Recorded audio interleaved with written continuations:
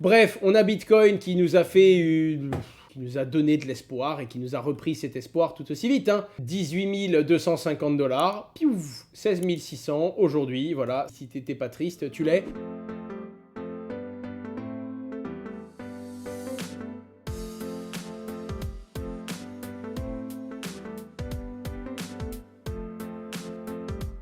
Encore une fois, ça veut rien dire. Globalement, on n'a pas bougé, les gars. Depuis juin, le marché est un petit peu moins sexy qu'au mois de juin. On a perdu 1000 $, mais on est toujours dans les plus bas. On ne sait pas s'il va y avoir de nouveaux plus bas pour les fêtes de Noël. Et encore une fois, tout ce qu'on sait, c'est qu'on est très très loin du top qu'on a et qu'on est rentré dans la phase de bear market et qu'on attend le moment où il va y avoir une capitulation pour réellement pouvoir commencer à reprendre position et avoir un marché qui se revalorise à travers le temps. MetaMask utilisera PayPal pour permettre à ses utilisateurs d'acheter des Ethers. Alors, c'est une toute petite news, mais en fait, ça veut dire beaucoup de choses. Pourquoi ? Première chose, c'est beaucoup mieux. Comme vous le savez, MetaMask est le plus gros portefeuille de navigateurs internet. C'est l'un des plus utilisés, il est décentralisé, vous détenez vous-même vos crypto-monnaies et votre clé privée. PayPal est une entité qui est relativement forte, parce que PayPal a déjà annoncé dans les années 2000 que l'argent serait numérique à l'avenir. Et depuis, on l'a bien vu, l'argent se numérise. PayPal a également fait un revirement il y a 1 an ou il y a 2 ans en disant les crypto-monnaies, c'est également l'avenir de la monnaie. Et donc, c'est pas n'importe quel acteur qui annonce travailler avec MetaMask. Ce n'est pas disponible dans tous les pays. Pour l'instant, c'est disponible que dans les pays où PayPal permet d'utiliser la crypto-monnaie. Bref, ça veut simplement dire que l'un des plus gros acteurs du monde de la monnaie digitale et numérique s'allie à l'un des plus gros portefeuilles décentralisés. Et donc, très clairement, c'est un gros message. Ça va arriver et ça va arriver très vite. C'est PayPal, quoi. C'est quelque chose d'assez costaud que tout le monde connaît. Et donc, c'est relativement énorme. Cafard et bonne humeur, la nouvelle vie de détenu de l'ex-patron d'FTX. Ah, les médias se font du mal. Bref, Sam Bankman-Fried a été arrêté, tout simplement. C'est vrai qu'il passe de l'un des plus grands milliardaires du monde à... compliqué. Là, les amis, très compliqué. Tu rentres en prison, t'es connu pour être millionnaire ou, enfin, ancien milliardaire. Lui, ça y est, il va trinquer, il risque plus de 120 ans de prison pour plein de chefs d'accusation compliqués. J'adore ce titre. NFT, Dogami lève 14 millions d'euros malgré un temps de chien sur les crypto-monnaies. Félicitations à eux, car le plus important, c'est de pouvoir construire pendant le bear market et lever 14 bars dans cette période. Il y a vraiment que Bilal pour réussir des coups de maître comme ça, donc avec son équipe évidemment et tous les pirates, parce que c'est Pirate Labs. Et pour le coup, ah oui, d'accord, ok, j'avais même pas vu que c'était BPI France. Incroyable. Enfin bref, super intéressant. En plus, t'as du Animoca derrière, t'as The Sandbox et t'as Ubisoft. Bref, tout ça pour vous dire que Dogami continue son petit bout de chemin. Très très dur les amis. Raydium, qui est un projet qui n'avait rien demandé à personne, qui a pris la claque du bear market. En plus de la claque du bear market, ils ont pris la claque que s'est pris Solana. Solana qui était une crypto-monnaie très très proche d'FTX et qui a ramassé depuis la chute d'FTX. Et en plus de cette deuxième claque, ils viennent de se faire hacker. Très dur, ça peut arriver à tout le monde, mais là, un hack, plus une baisse sur le marché, plus un écosystème Solana qui trinque fort.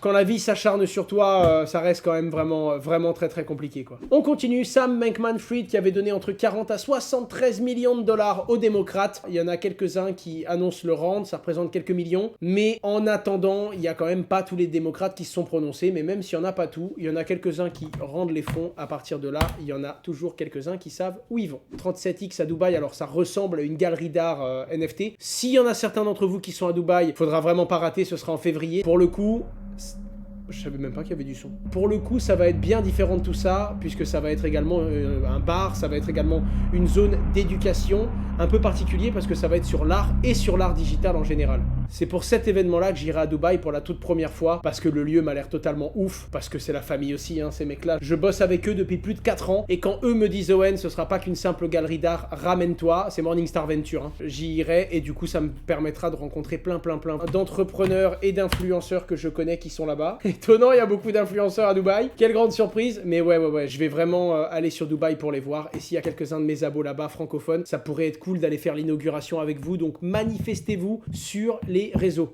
On avance les amis. Mazar, un gros auditeur monde qui se retire de son partenariat avec les sociétés crypto et qui doit auditer, c'est-à-dire vérifier que les sociétés crypto ont bien l'argent de leurs clients derrière. Le problème, c'est qu'ils se rendent compte qu'il y a des risques, tout simplement. Tu peux auditer une société sur ses dires, et si derrière elle se casse la gueule, tu peux vite te retrouver retrouver dans une situation où tu as audité quelque chose, tu as donné ta crédibilité, et finalement le truc se pète quand même la gueule. Alors c'est quand même grave, hein, parce qu'un auditeur qui dit on arrête d'auditer les sociétés crypto, c'est quand même un auditeur qui dit j'ai pas les compétences de faire ce métier. Et eux, ils ont annoncé ne plus travailler ni avec Binance, ni avec Crypto.com, ni avec KuCoin, ce qui est quand même chaud pour une société qui avait déjà fait des audits. Et je pense que du coup, ça ouvre quand même un boulevard pour ceux qui savent auditer ce genre de choses-là. Voyageur qui finalement devait se faire racheter par FTX pour ne pas faire faillite. FTX est mort et du coup, c'est Binance US qui va pouvoir racheter Voyageur et qui va pouvoir couvrir 100% des clients. Si vous êtes touché par Voyageur, vous êtes sauvé. On commence par le petit segment sponsor. Alors vous avez été très nombreux à m'en parler. Les amis, pour ceux qui n'ont pas vu, je vous invite à aller voir cette vidéo. Je vous présente Arketic. C'était il y a 1 an. Une vidéo qui a fait vraiment pas mal de vues d'ailleurs, où je vous explique réellement tout ce que c'est. Petit récap très rapide et ensuite je vous annonce tout simplement les nouveautés. C'est un petit update parce que j'en ai pas parlé depuis longtemps. Je vous parle de toutes les nouveautés. Bon, déjà c'est un Layer 1, d'accord? C'est une blockchain de première couche dont l'objectif est de proposer une infrastructure suffisamment scalable mais également décentralisée et sécurisée pour pouvoir baser énormément de choses sur la blockchain. Il y a eu pas mal de nouveautés dans le projet, sachant que l'objectif, c'est d'avoir donc une transaction chain. C'est pas une blockchain, il n'y a pas X transactions par bloc. Chaque smart contract, protocole, chaque utilisation de la blockchain, c'est une propre chaîne, ce qui permet de rendre ça très scalable, parce que chaque transaction va permettre d'aller à la transaction suivante, et ça permet de paralléliser l'entièreté du développement du réseau. Et c'est comme ça qu'Arketic bosse et propose toutes les features qu'ils veulent créer, parce que pour eux, il faut un truc beaucoup plus scalable si on veut être capable de créer une blockchain entière là-dessus. Arketic est désormais public, c'est-à-dire qu'ils étaient en testnet jusqu'à présent. Maintenant, ils sont en mainnet et ça veut dire quelque chose. Je vous en ai fait la liste. Déjà, c'est qu'il y a naturellement un nouvel Explorer qui va venir reprendre l'intégralité des transactions du réseau et qui va vous permettre d'avoir plus de visibilité sur les différents oracles qui sont connectés, toutes les différentes chaînes et également tous les rewards, tout le fonctionnement en fait du réseau. Je vous rappelle que pour l'instant, le réseau n'est pas encore décentralisé. C'est Arketic qui va créer l'organisation Arketic et qui petit à petit va décentraliser le réseau en donnant toute la gouvernance aux utilisateurs et aux gens qui détiennent leur token, le token UCO.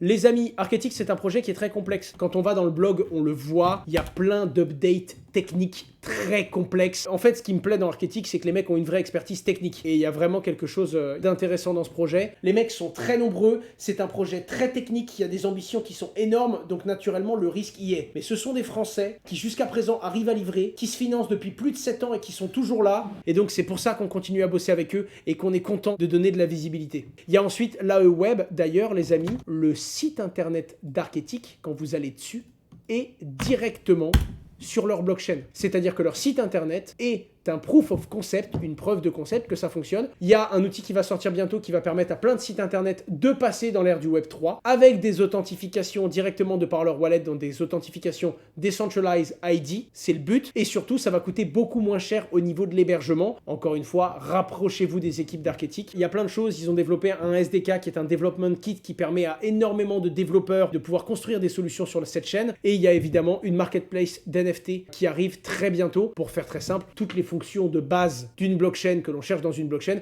vont être implémentées très bientôt. Il y a eu un tokenomics rework complet. Regardez tout ça, regardez le fonctionnement. Il y a un gros changement par rapport à la précédente vidéo. On l'avait annoncé, ils l'ont fait entre deux. Et ils vont lister l'UCO sur pas mal de plateformes centralisées. C'est pas le moment d'annoncer des listings sur les exchanges centralisés, mais ça arrive. De la même façon, ils ont levé 2 millions de dollars il y a 2 mois. 2 millions d'euros, pardon, excusez-moi. C'est une très bonne nouvelle parce que il faut qu'ils puissent continuer à développer pendant le bear market et ils ont maintenant les moyens de développer pendant tout 2023. Et ils sont en train de bosser sur énormément de choses. Ils veulent pouvoir permettre certaines intégrations dans tout leur écosystème qui permettent de s'authentifier sans mot de passe. Et moi, j'attends la première fois où on va pouvoir s'authentifier sur un site internet avec une ledger. Et ça me ferait kiffer de ouf par une authentification avec le réseau Venal. Ça, ce serait le réseau Veneux, pardon, excusez-moi. Ce serait incroyable, les gars. Venal, rien à voir. Ça plaît également aux gens de la crypto, mais ça n'a rien à voir.